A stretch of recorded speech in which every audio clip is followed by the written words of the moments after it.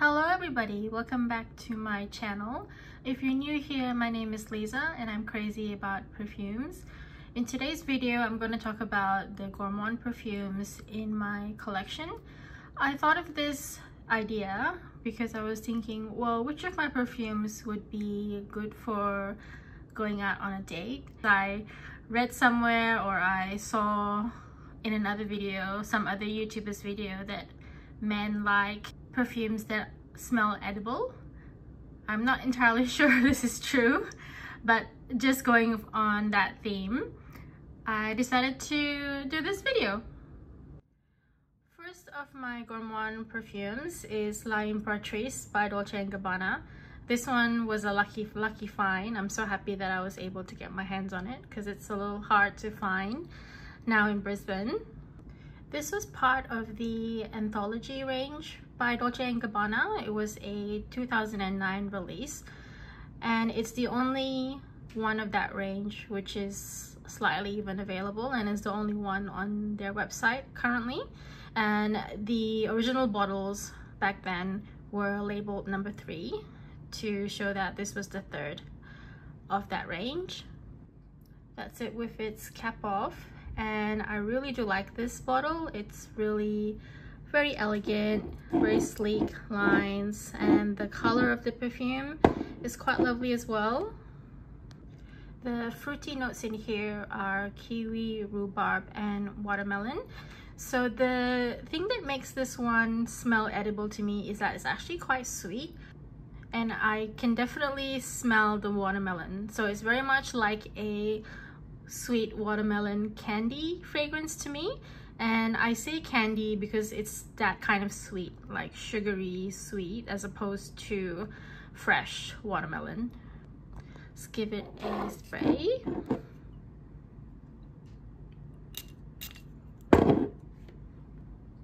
Oh my goodness. Oh my gosh. Hey, if the guy doesn't like this, then I probably don't like the guy. Let's be honest. Wow, yeah, so it's got that really syrupy, I can actually, like, my mouth's beginning to water. Yes, wow, really incredible. So this one, like before this year, it would have been too sweet for me, so I don't know whether it's something like with age, what we can smell or what notes we can pick out most prominently changes. But yeah, I'm like getting very much a hit of syrupy sweetness, and it's not making me gag, so that's wonderful.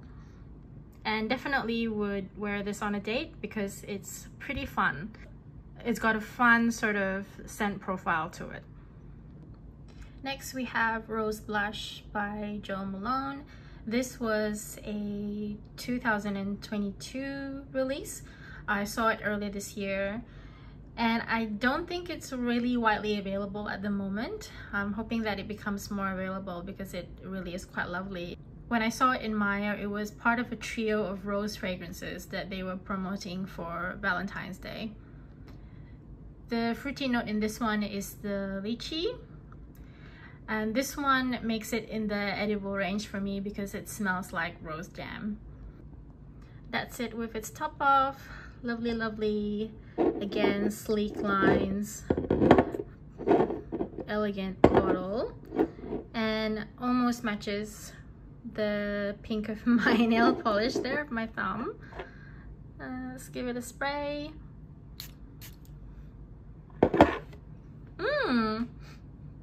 Yes. Yeah, very much a sweet fragrance, but lighter than Patrice. It's not weighed down by anything too fruity, so it's floral sweet, floral jam kind of fragrance. And it's a cologne concentration, so this would be quite nice for maybe a warmer night out. You could spray quite a bit of it and it never gets cloying at all. So yes, another one of my favorites, and suitable for a date because there's something about this scent that invites people to just step a little closer. Next we have Vanilla Square by Maison Tahite. So this is one of the pure gourmands in my collection, if not the only pure gourmand. It's very much a vanilla centric fragrance, as you could probably tell by the name. It has vanilla flower, vanilla, notes of benzoin, of praline.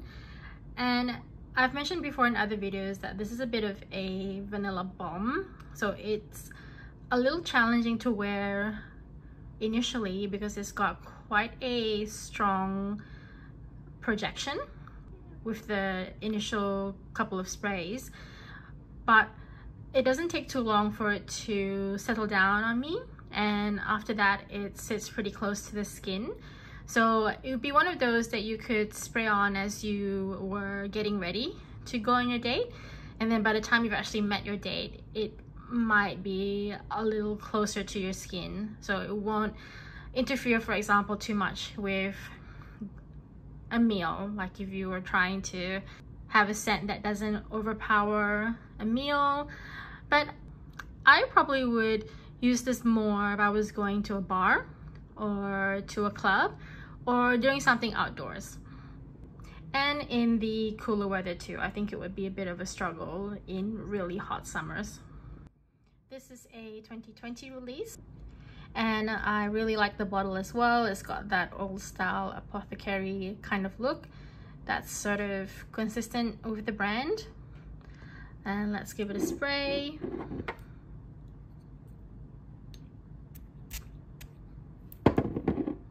Yes, yeah, definitely like a sugar bomb.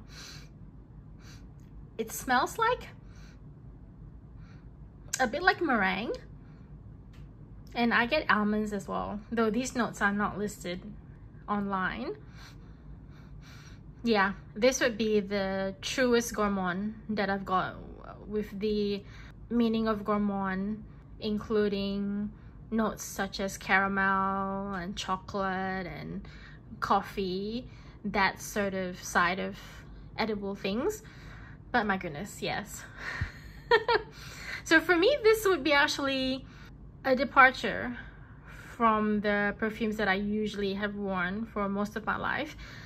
But this year, all of a sudden, I really wanted this kind of syrupy, sticky, sweet gourmand vanilla, and it was definitely specifically vanilla. And so I'm thrilled that I actually managed to find it. It wasn't too easy to find, but you know, I would wear it with the expectation of someone wanting to get close, and I think it would do quite well for that purpose. Next we have Idole Nectar by Lancome.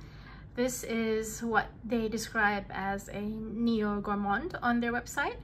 It's a rose boozy vanilla fragrance. It also has a note of popcorn. This is a 2022 release, and it's the first Lancome fragrance that I've had in a very long time. And again, a departure from the usual kind of perfumes that I like, being that it's quite a syrupy, sweet fragrance.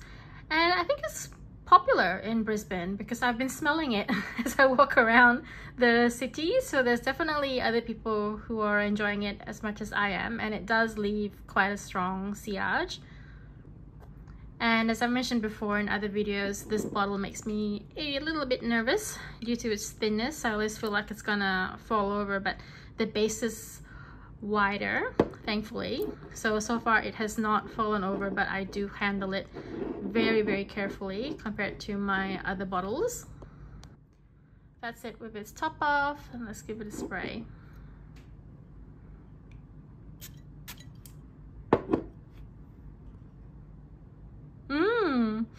Yeah, so immediately that sweetness, but it's not too heavy. It's definitely not as heavy as the Vanilla Square, and it's more floral. So it's lifted by the rose in the fragrance. So it's a rose caramel vanilla dessert, but it's not weighed down.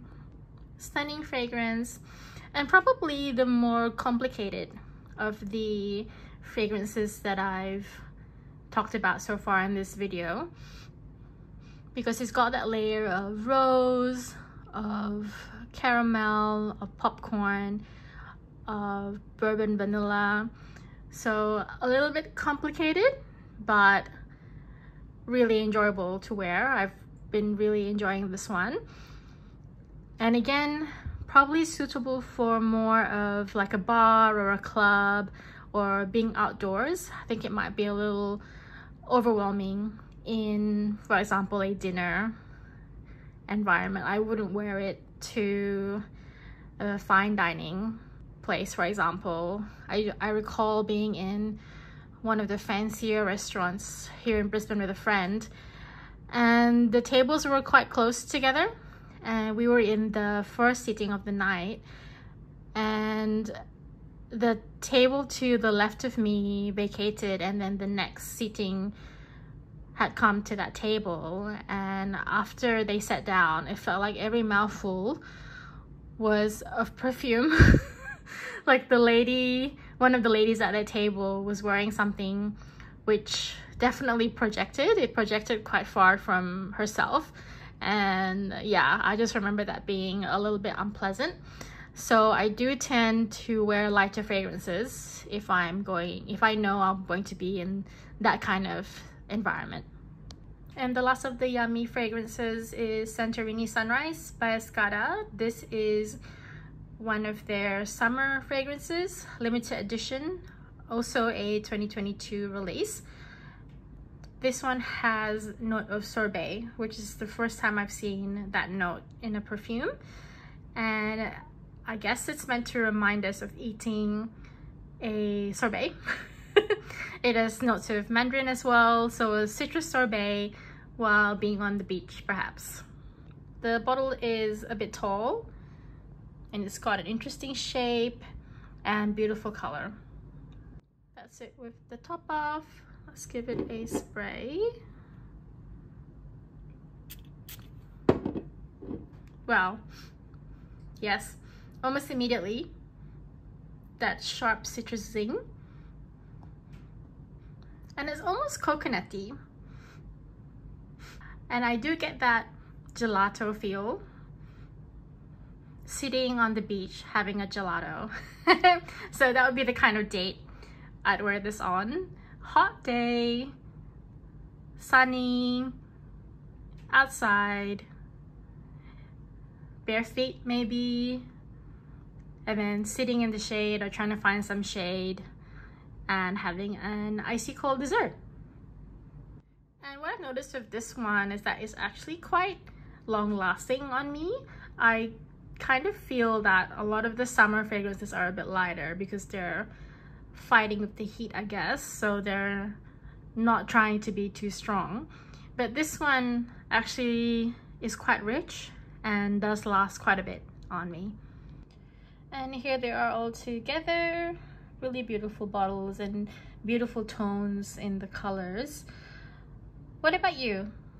What do you consider to be gourmand notes in your perfumes? I kind of feel gourmand means anything that smells like you could eat it. But of course, ultimately, the most important thing is that your perfume should be something that you enjoy wearing, and particularly on a date, should be something that you're comfortable wearing as well. And I don't really believe in wearing fragrances to impress someone. For example, I don't think I've ever been with anyone who actually knew what perfume I was wearing at any given time. They were sort of oblivious to the whole thing. So I guess for me, this was just a little bit of fun, just having a look at my collection and thinking, oh, like if I was gonna go on a date tonight, which one would I choose? And it would be one of these. If you made it this far, please consider subscribing. Would love to have you here. Thank you so much for watching, and I'll see you next time. Bye!